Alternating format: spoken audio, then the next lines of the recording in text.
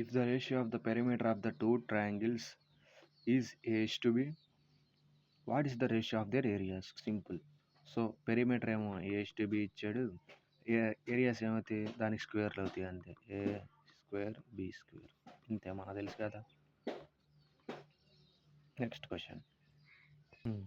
So which of the following number is exactly divisible by 11, 13, 17? మనకు తెలుసు 11, 13, 7కి 11, 13, 7కి ఒక value ఉంటుంది. ఏంటది? అది 1001.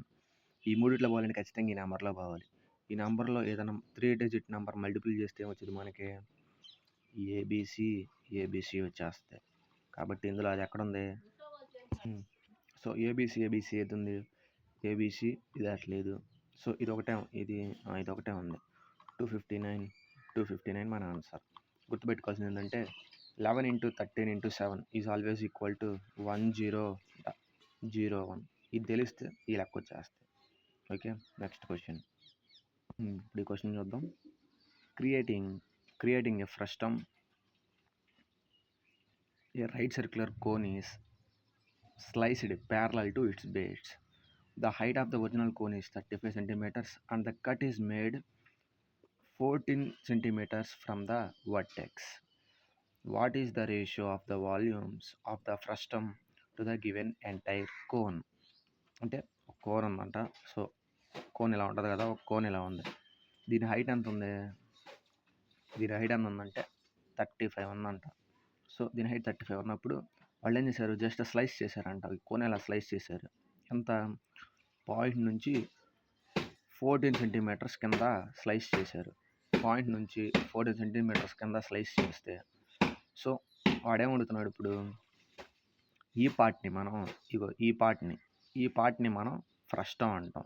ఫ్రస్టమ్ అంటే ఒక బకెట్ షేప్లో ఉంటుంది. ఇలా ఉంటుంది బకెట్ షేప్లో. సో అంతే ఉంది కదా. ఇలా ఎక్స్టెండ్ చేసామనుకో కోన్ అయిపోద్ది.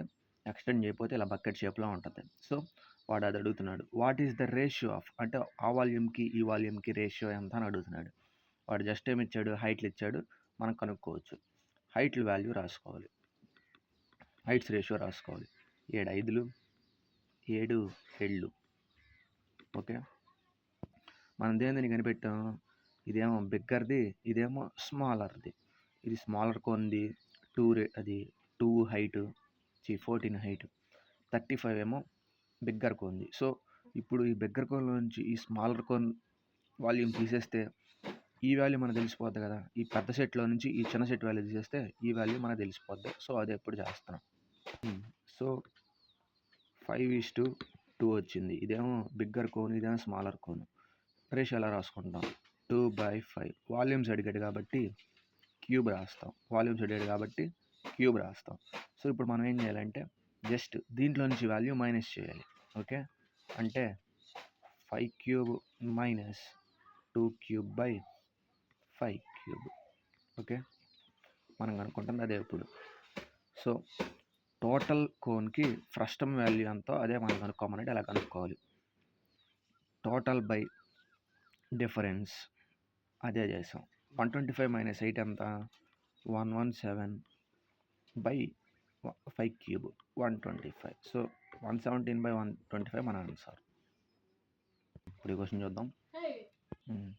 In a quadrilateral PQRS, the bisectors of R and S meets at T. So బొమ్మ గీద్దాం. ఒక క్వాడ్రిలేటరల్ తీసుకున్నాను నేను. క్వాడ్రిలేటరల్ అంటే ఏ షేప్లోనే ఉంటుంది, నేను ఈ షేప్లో తీసుకున్నాను.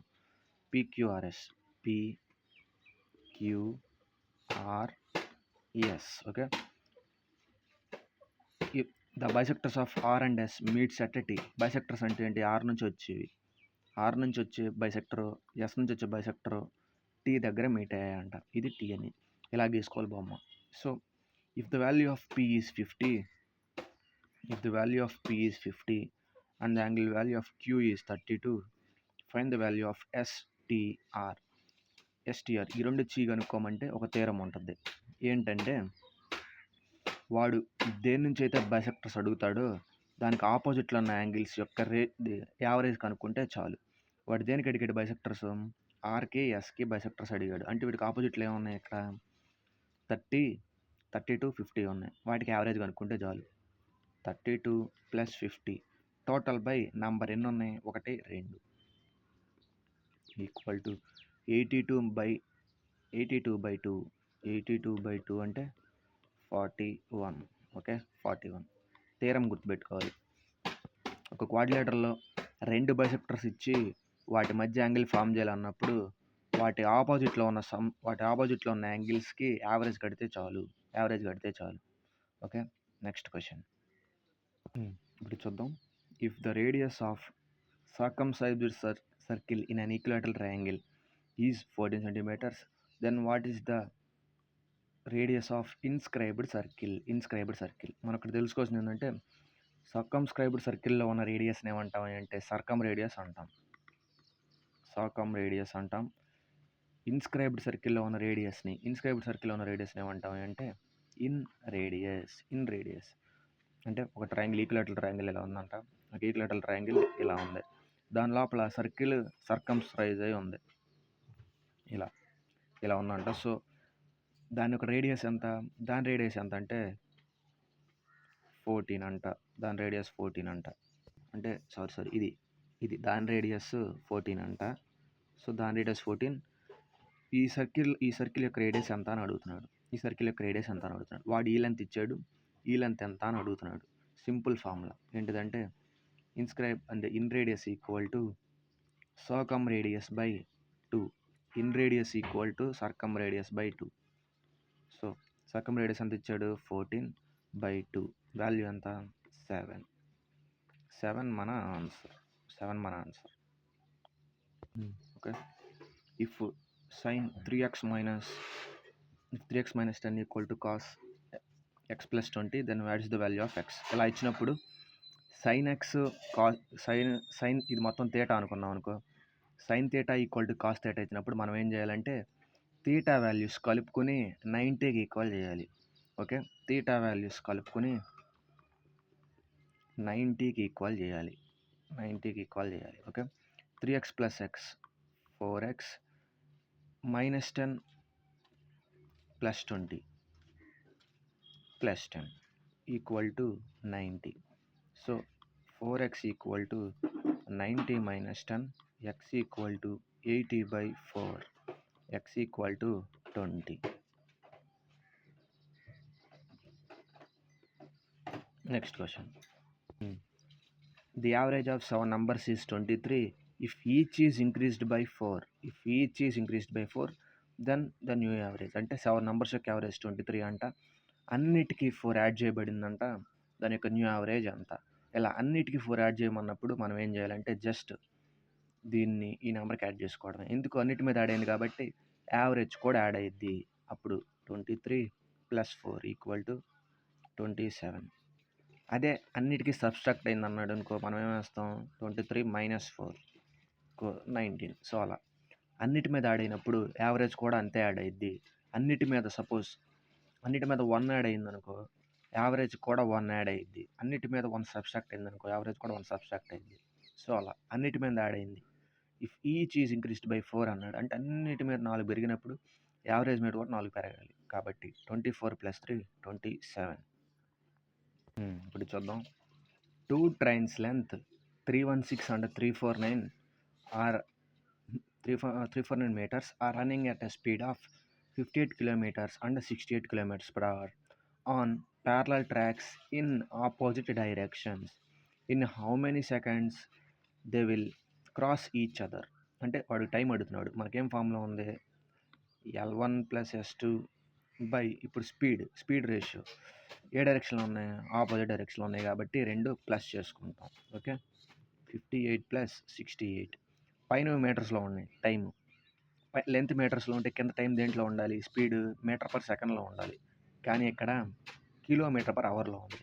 కాబట్టి నేనేం చేస్తున్నానంటే దాన్ని మీటర్/సెకండ్లోకి మార్చుకున్నా. మీటర్/సెకండ్లోకి మార్చుకోవాలంటే 5/18 వేసుకున్నాం. సో 316 + 349 / 8 8 16 5 6 11 1 12 126 × 5/18 18 ఏళ్ళు క్యాన్సిల్ అయిపోద్ది. ఇప్పుడు దీన్ని ప్లస్ చేద్దాం. 9 6 15 1 ఉంది, 4 1 5 5 1 6 3 3 6 ఓకే. కింద 7 ఇంటూ 5 35 ఉంది. క్యాన్సిలేషన్ చేద్దాం. 5 ఎక్కం 5 ఏళ్ళు 5 ఒకట్ల 5 5 మూళ్ళు 15 5 ఒకట్ల 5 5 మూళ్ళు 15 మళ్ళీ 5 మూళ్ళు 15 7 1933. సో 19 మన answer. The area of quadrilateral ABCD is 299 centimeter square. The length of perpendicular from B and D diagonals are B and D diagonal AC are 11 and 12 centimeters. Determine the length of its diagonal. So మనకు quadrilateral ఇలా తీసుకున్నాం అనుకో, దాని area కనుక్కోవడానికి మనకు 2 కావాలి. ఏంటిది? Perpendiculars యొక్క లెంత్, డయాగ్నల్ కావాలి. So A B C D. ఇందులో ఏసీ అనే డయాగ్నల్ వాడే ఇచ్చాడు. వాడేమన్నాడు? Perpendiculars from B and D. B నుంచి ఒక పర్పెండిక్యులర్ ఎక్కడికే, డి నుంచి ఒక పర్పెండిక్యులర్ ఎక్కడికే. వాటి యొక్క లెంత్లు ఏమి ఇచ్చాడు? 11, 12. సో మనకు తెలిసిన ఫార్ములా ఏంటిది? Area of quadrilateral equal to half into AC diagonal into some of perpendiculars ఇది. సో ఏరియా వాడు ఇచ్చేసాడు అంత 299. హాఫ్ మనకి ఏసీఏ మనకు తెలియాలి, అంటే డయాగ్నలే మనకు తెలియాలి. సమ్ ఆఫ్ పర్పెండిక్యులర్స్ 11 + 12 + 12 ఎంత? 23. ఈ రెండు అవతల బయటకెళ్ళిపోదాం. ఓకే. అప్పుడేముంటుంది? 2 × 299 ఈక్వల్ టు ఏసీ ఇంటూ 23. 23 299లో ఫస్ట్ కొట్టేద్దాం. 29 9 23 వన్స్ 23 69 మిగిలింది. 23 3 69. సో అంటే 13 సార్లు పోయింది. ఆప్షన్లో 13లో పోయేది ఒకే ఒకటి ఉంది, లేదా 13 2 26. AC equal to 26. ఫార్ములా ఏంటది? Area of quadrilateral equal to half into some of perpendiculars into diagonal. Area of quadrilateral equal to half into some of perpendiculars into diagonal. Okay, next question ఇప్పుడు చూద్దాం. So 31³ + 18³ - 37³ + 210 equal to what? ఇంత పెద్ద లెక్కలు చేయడానికి minimum 5 minutes పడుతుంది. So ఇలాంటివి మనం చేయాలంటే ఎగ్జామ్లో స్కిప్ చేయాలి, లేదా ఒక టెక్నిక్ వాడాలి. అది డిజిటల్ సమ్ టెక్నిక్తో మనం మొత్తం చేయొచ్చు అనమాట. సో డిజిటల్ సమ్ అంటే ఏంటంటే ఇచ్చిన 2 నెంబర్స్ని యాడ్ చేసుకోవడం. 3 + 1 ఎంత? 4. 4 పైన 4³ ఉంది. 4³ అంటే ఏంటది? 64. మళ్ళీ ఇది యాడ్ చేసుకోవాలి. 6 + 4 ఎంత? 10. మళ్ళీ 2 యాడ్ చేసుకోవాలి అనుకో, అప్పుడు ఏమైంది? 1 వచ్చింది. ఇది డిజిటల్ సమ్ అంటే. సో ఇప్పుడు 8 + 1 + 8 9 వచ్చినప్పుడు డిజిటల్ సమ్ 0 అయిపోద్ది. 1 + 8 ఎంత? 9 వచ్చినప్పుడు డిజిటల్ సమ్ 0 అయిపోద్ది. కాబట్టి 0 + 0 మైనస్, ఇక్కడ మైనస్, ఇప్పుడు మైనస్ 3 + 7 10. ఓకే, 3 + 7 ఎంత? 10. 10 అంటే 1 + 0 1. 1³ ఏమైద్ది? 1 అయిద్ది. ప్లస్ 210 అంటే 2 + 1 3 + 1 0. సో 3. ఓకే, ఇప్పుడు మనం చేయాల్సింది ఏంటి? ఓకే, ఇప్పుడు ఏమన్నాయి మనకి? ఇంకా 1 - 1 + 3. +1 - 1 క్యాన్సిల్. డిజిటల్ సమ్ 3 రావాలి. పాజిటివ్లో డిజిటల్ సమ్ 3 రావాలి. కానీ ఇక్కడ అన్ని ఆప్షన్స్ నెగిటివ్లో ఉన్నాయి కాబట్టి ఈ 3లో నుంచి 9 తీసేస్తాం. 3లో నుంచి 9 తీసేస్తే ఏమొచ్చింది? -6. అంటే -6 వచ్చింది కదా. ఇప్పుడు వీటి యొక్క డిజిటల్ సమ్స్ -6 దేనికైతే ఉంటుందో అదే మన ఆన్సర్. 9 వస్తే క్యాలిక్యులేట్ చేయం. 6 + 9 క్యాలిక్యులేట్ చేయం. 8 + 1 9 క్యాలిక్యులేట్ చేయం. ఎంత మిగిలింది? ఇంకా 1 + 0 1. ఇదేమో -1 వచ్చింది. ఇప్పుడు 8 + 1 9. ఈ 9 క్యాలిక్యులేట్ చేయం. 4 + 2 6. కాబట్టి -6. ఇది రెడీగా ఉంది. ఇది ఆన్సర్ అనుకుంటున్నాను. చూద్దాం. 4 + 9 క్యాన్సిల్. 6 + 4 ఎంత? 6 + 7 13. 13 అంటే 1 + 3 4. కాబట్టి ఇదేమో -4. 4 + 6 10. ఇది 5 ఇది. 4 + 5 9. 2 + 3 5. 4 + 5 9 కదా, ఇది తీసేస్తాం. సో 2 + 3 5. ఇది -5. మనకి ఎంత వచ్చింది? -6 వచ్చింది. -6 వచ్చిన ఆప్షన్ ఇది ఒకటే ఉంది. సో ఇలాంటి పెద్ద లెక్కలు ఇచ్చినప్పుడు మనం డిజిటల్ సమ్ మాత్రమే యూజ్ చేయాలి. టైం సేవింగ్, క్విక్గా ఉంటుంది. డిజిటల్ సమ్ మనం బాగా నేర్చుకోవాలి. Okay, next question. The incenter of triangle is located at 3, 4. The length of the altitude from the incenter to the side AB is 2 units. What is the radius of triangles in circle? అంటే ఒక triangle లోపల ఒక circle ఉందంట, ఒక triangle లోపల ఒక circle ఉందంట. So వాడేమన్నాడు? The length of the altitude from the incentre of the circle. Incentre అంటే సర్కిల్ యొక్క సెంటర్ నుంచి ఆల్టిట్యూడ్ టు సైడ్స్ ఏబి అంటే ఏబిసి, ఇది ఒక ట్రయాంగిల్ అనుకుంటే ఇన్ సెంటర్ నుంచి ఆల్టిట్యూడ్ మీదకే ఉన్న లైను 2 యూనిట్స్ ఉందంట. The radius of the triangles in circle అంటే దీని యొక్క రేడియస్ ఎంత అని అడుగుతున్నాడు. వాడు ఇండైరెక్ట్గా అడిగింది ఏంటంటే ఇదే, ఎంతది? 2 యూనిట్స్. 2 యూనిట్స్ మన answer. What is the radius of triangles in circle? Triangle లోపల ఉన్న సర్కిల్ యొక్క రేడియస్ ఎంత అని అడిగాడు. అంటే సెంటర్ నుంచి పర్పెండిక్యులర్ డ్రా చేస్తే వచ్చే లెంతే హైట్ కదా, వచ్చే లెంతే రేడియస్. దాన్నే మనం హైట్ అంటాం. ఇదే ట్రయాంగిల్కి హైట్ అయ్యిద్ది, సర్కిల్కి రేడియస్ అయ్యిద్ది. కాబట్టి 2 యూనిట్స్ మన ఆన్సర్.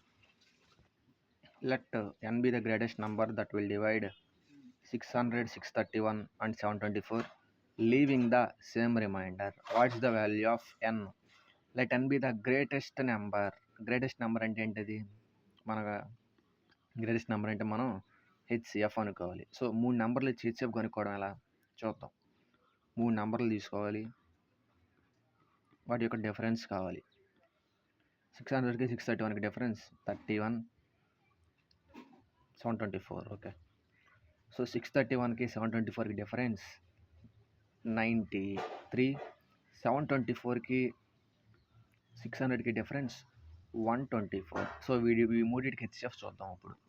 31, 93, 124. ఈ మూడిట్లో కామన్గా పోయే నెంబర్ ఏంటిది? ఆప్షన్ వెరిఫికేషన్ చేద్దాం. 37 పోయిద్దా? పోదు. 33 పోయిద్దా? పోదు. ఎందుకు? 11లో పోవాలి. ఇక్కడ 11 మల్టిపుల్స్ చేయాలి, పోదు. 41 పోయిద్దా? 31 41లో పోదుగా, కాబట్టి మిగిలింది 31. సో 31 మన answer. So what is the remainder when we divide 3 power 90 + 5 power 90 by 17? So ఇలా అన్నప్పుడు మనం ఏం చేయాలంటే పవర్స్ని 4తో డివైడ్ చేసుకుని రిమైండర్స్ వీటికి పవర్లు పెట్టాలి. అంటే 4ని 90తో డివైడ్ చేసుకున్నాం అనుకో, 4 రెళ్ళు 8, 10 వచ్చింది. 4 రెళ్ళు మళ్ళీ 8. రిమైండర్ ఎంత వచ్చింది? 2 వచ్చింది. ఈ 2ని 3కి పవర్కి పెట్టాలి. సో అప్పుడు ఈ వాల్యూ ఏమైంది? 3² ప్లస్ సేమ్ ప్రొసీజర్ 5 power 90 4తో డివైడ్ చేయాలి పవర్ని. 4 రెళ్ళు 8, 10 వచ్చింది. 4 రెళ్ళు 8. రిమైండర్ ఎంత వచ్చింది? 2. ఈ 2ని దీనికి యాడ్ చేయాలి, అంటే 2కి పవర్ పెట్టాలి. సో ఇప్పుడు వచ్చిన దాన్ని 17తో డివైడ్ చేయాలన్నమాట. అప్పుడు రిమైండర్ ఎంత వచ్చిందో వాడు అడుగుతున్నాడు అంతే. 3² అంటే ఎంత? 9. 5² అంటే 25. 25 + 9 34. 17ని 32 ఎన్నిసార్లు కొట్టేస్తుంది? 2 times పర్ఫెక్ట్గా కొట్టేస్తుంది. 2 times పర్ఫెక్ట్గా కొట్టేస్తే రిమైండర్ ఎంత ఉంటుంది అప్పుడు? 0. సో ఈ లెక్కలు ఎలా చేయాలి? రిమైండర్స్ అడిగాడు, పవర్స్ ఇచ్చి రిమైండర్స్ అడిగి డివైడ్ చేయమన్నాడు. అంటే ఫస్ట్ ఇచ్చిన పవర్ని 4తో డివైడ్ చేసి వాటి యొక్క రిమైండర్ ఇచ్చిన నెంబర్కి పవర్ ప్లేస్లో పెట్టి వాల్యూ వేయాలి. అలా 2 వాల్యూలు వేసినప్పుడు 17తో డివైడ్ చేసినప్పుడు రిమైండర్ ఎంత వచ్చిందో అదే మనం కనుక్కోమన్నాడు. Okay, next question. So given x - 1/x = 3, then find the value of x² + 1/x². So x - 1/x = k అయితే x² + 1/x² ఏమవుద్ది? k² + 2. సో 3 ఇచ్చాడు కాబట్టి k, 3² + 2 = 11.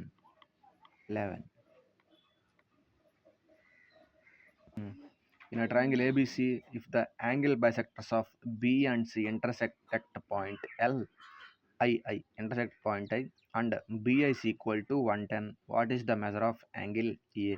అంటే ఒక ట్రయాంగిల్ ఉంది ఏబిసి, ఎక్కడి నుంచో మొదలు పెట్టుకోవచ్చు, ఏబిసి ఇలా అయినా మొదలు పెట్టుకోవచ్చు. Angle B and C, bisectors of angle B and C intersect at I, అంటే బి నుంచి ఒక బైసెక్టర్ ఇలా వచ్చిందంట, సి నుంచి ఒక బైసెక్టర్ ఇలా వచ్చిందంట, అది ఐ దగ్గర ఇంటర్సెక్ట్ అయిందంట. ఐ అంటే ఈ వాల్యూ మనకు కావాలి, ఈ వాల్యూ ఇచ్చాడు. Angle BIC equal to 110. What is the value of angle A? ఇదేంటిది? ఆర్థో సెంటర్ ఫార్ములా ఏంటిది మనకి? 90 plus theta by 2 equal to, so ఇది 90 plus theta equal to angle formed by angle bisectors అనమాట. So ఇక్కడ angle formed by angle bisectors angle ఏంటిది? BIC, angle BIC. Okay, so ఇది formula. ఏంటిది? వాడు ortho centre అడిగినప్పుడు ఏ వాల్యూ మనం కనుక్కోవాలి. ఓకే, ఏ అంటే ఇక్కడ థీటా, ఈ థీటా వాల్యూ మనం కనుక్కోవాలి. సో చూద్దాం. వాడు ఆల్రెడీ ఈ వాల్యూ ఇచ్చేసాడు, ఎంత? యాంగిల్ బిఎస్ ఈక్వల్ టు 110 ఇచ్చేసాడు. So 110 equal to 90 plus theta by 2. So ఈ థీటా ప్లస్లో ఇప్పుడు ఆప్షన్ వెరిఫికేషన్ చేయాలి. ఓకే, ఈ మొత్తం వాటి తీసుకెళ్ళి అంత మొత్తం చేయకూడదు, ఆప్షన్ వెరిఫికేషన్ చేయాలి. ఇప్పుడు థీటా ప్లేస్లో 20 పెడదాం. 20 పెడితే ఏమొచ్చింది అక్కడ? 20. 2/20 ఏమైంది? 10. 90 ప్లస్ 10 110 అయిద్దా? అవ్వదు, కాబట్టి ఇది ఎలిమినేటెడ్. ఇప్పుడు 50 పెడదాం. 50/2 ఎంత? 25. 90 ప్లస్ 25 115. మనకి ఎంత కావాలి? 110 కావాలి, కాబట్టి ఇది అవ్వదు. 40 పెడదాం. 40/2 20. 90 ప్లస్ 20 110 సరిపోయింది, కాబట్టి 40 మన ఆన్సర్. గుర్తుపెట్టుకోవాల్సిన థీరం ఏంటంటే angle BIC equal to angle BIC అంటే ఈ angle equal to 90 plus theta by 2. 90 plus theta by 2. A trader gives 12% discount on market price and gives 3 articles free for buying 18 articles and gained 32% in the entire transaction. Assuming a customer pays for 18 articles, the market price is what percent more than cost price? We already discussed it. ఎలా చేయాలో చూద్దాం. వాడు దేని మీద అడిగాడు? Market price cost price కంటే ఎంత ఎక్కువ అని అడిగాడు. మనం వేసుకోవాల్సింది ఏంటంటే ఒకే సింగిల్ లైన్లో స్టెప్, ఎంపీ/సిపి ఇంటూ సో 12% డిస్కౌంట్ ఇచ్చాడు. 12% అంటే ఎంత? 12/100. 4 ఎక్కం కొట్టేద్దాం. 4 3 4 25. సో 25లో 3 డిస్కౌంట్ ఇచ్చాడు, అంటే 25లో 3 పార్ట్లు డిస్కౌంట్ ఇచ్చాడు. ఎంత మిగిలిద్ది మనకి? 22 మిగిలిద్ది. 22/25. Okay, next. And gives 3 articles free for buying 18 articles. మనకు తెలిసింది ఏంటిది? ఫ్రీ బై టోటల్ ఇంటూ 100, లేదా ఫ్రీ బై టోటల్ వేసుకుందాం. Free buy total. సో ఎంత? 7 పార్ట్లో ఒకటే డిస్కౌంట్ ఇచ్చాడు. ఇంకెన్ని మిగులుతాయి? 6 మిగులుతాయి టోటల్ మీద. So equal to and gained 32% in the entire transaction. So అంటే 100 మీద తనకే 32 గెయిన్ వచ్చిందంటే 132. ఇది సింగిల్ లైన్ స్టెప్. ఇంకా ఓకే, క్యాన్సిలేషన్ చేద్దాం. 25 100లో 4 సార్లు పోయిద్ది. 22 11 రెళ్ళు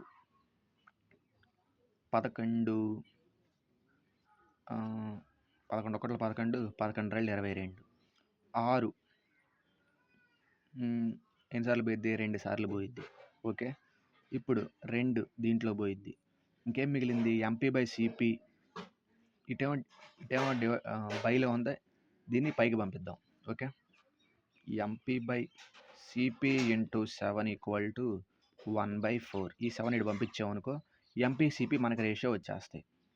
అప్పుడు ఎంపీ/సిపి రేషియో ఏమైద్ది? 7:4 అయింది, అంటే 7/4. సో సిపి కంటే ఎంత ఎక్కువ? ఎంపీ 3 ఎక్కువ. ఎంత మీద? 4 మీద. వాడు అడిగిన పర్సంటేజ్ కాబట్టి 3/4% అంటే ఎంత మనకి తెలిసిందే 75. 75 మన answer. A number was mistakenly increased by 25% instead of decreasing by 20%. What percentage is the final result more than the correct value? So first ఒక నెంబర్ ఉందంట, దాన్ని 100 అనుకుంటున్నాను. సో ఆ నెంబర్ ఏమైంది, మిస్టేకన్గా 25% ఇంక్రీజ్ అయిందంట. అంటే 100 ఉండాల్సింది 25 అయింది.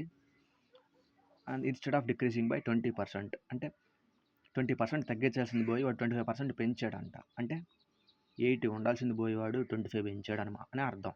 100దే వాడు 80 ఉంచాల్సింది పోయి 125 చేశాడంట. సో ఎంత పెరిగింది, 45 పెరిగింది. ఎంత మీద, 80 మీద ఇంటూ 100. ఇదే అతను అడిగింది. What percentage is the final result more than the correct value?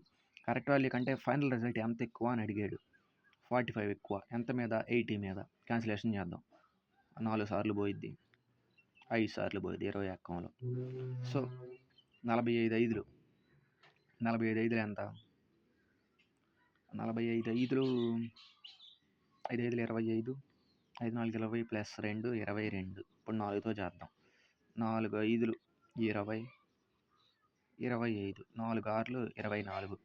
Answer 56తో start అవ్వాలి. 60, 50.5, 40.5, 56.25 మన ఆన్సర్.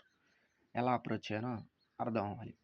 ఫస్ట్ ఒక నెంబర్ ఉంది, దాన్ని 25% పెంచబోయి 80% పెంచబోయి తగ్గించబోయి అప్రాక్సిమేట్గా 25% పెంచారు. సింపుల్గా చెప్పాలంటే ఒక నెంబర్ని 20% తగ్గించబోయి 25% పెంచారంటే ఇది సింపుల్ రేషియో అయిపోయింది లెక్క. ఇలా చేయాలి. ఓకే, నెక్స్ట్ క్వశ్చన్ ఇప్పుడు చూద్దాం. The sides of the triangle are 33, 56 and 65 respectively. What is its area? Area of the triangle formula ఏంటిది? నార్మల్గా half into base into height, లేదా ఇలాంటి 3 సైడ్స్ ఇచ్చినప్పుడు √/s ఇంటూ s మైనస్ ఆ సుత్తు మొత్తం వేస్తాం. కానీ ఇక్కడ మనం కరెక్ట్గా అబ్జర్వ్ చేస్తే 33, 56, 65 is a right angle triangle. Right angle triangle ఇదేంటది? ఇది బేస్, ఇది హైట్, ఇది hypotenuse. So base, height, hypotenuse. పెద్దవాళ్ళు ఎప్పుడు హైపాట్న్యూస్ అయ్యిద్ది, దానికంటే చిన్న వాళ్ళు ఎప్పుడు హైట్ అయ్యిద్ది, అన్నిటికంటే చిన్న వాళ్ళు ఎప్పుడు బేస్ అయ్యిద్ది. సో అకార్డింగ్ టు ఈ ఫార్ములా ఇప్పుడు వేద్దాం. హాఫ్ ఇంటూ బేస్ ఎంత, 33, హైట్ ఎంత, 56. లెక్క మొత్తం క్యాలిక్యులేట్ చేయక్కర్లేదు, జస్ట్ స్ప్లిట్ చేద్దాం. 33 దేంట్లో పోవాలి, 11లో పోవాలి, 3లో పోవాలి. ఫస్ట్ 3 మల్టిపుల్ చెక్ చేద్దాం. 7 పోదు, 3 9 12, 12 ఒక 8 20, ఇది పోదు.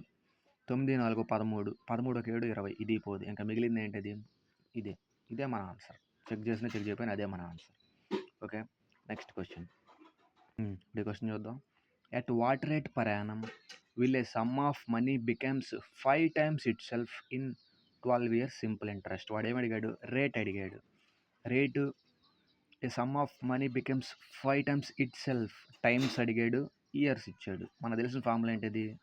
Rate equal to n-1/t into 100. Okay, n అంటే ఏంటిది? టైమ్స్ అని వచ్చింది. Okay, 5 - 1/12 into 100. So 4/12 into 100 క్యాన్సిలేషన్లో 1/3. 100/3 అంటే ఏమొచ్చింది మనకి తెలిసింది, 33.33%. ఇది మన ఆన్సర్. Okay, next question.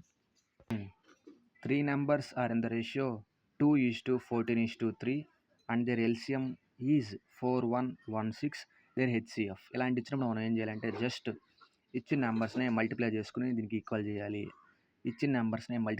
దానికి ఈక్వల్ చేయాలి. ఎందుకు? ఇదేమో హెచ్సిఎఫ్ కనుక్కోమన్నాడు, ఒకటి ఎల్సిఎం ఇచ్చాడు, ఒకటి హెచ్సిఎఫ్ ఇచ్చాడు. ఓకే, చేద్దాం. HCF into 2 × 6, 2 × 3 6, 2 × 3 6, 6 14.